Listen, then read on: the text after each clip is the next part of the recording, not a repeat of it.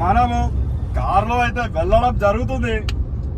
ఇప్పుడు మనం వెళ్ళేది ఎక్కడికంటే మనం ఆంధ్రాకి వెళ్తున్నాం. మనం చంద్రబాబు గారిని కలవాలి. కలిసి మన రాష్ట్రంలో ఉన్న సమస్యల గురించి మనం చెప్పాలి.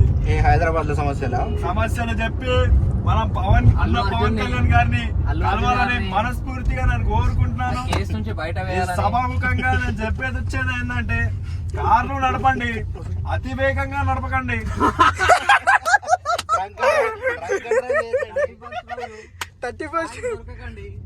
6,000 కట్టకండి.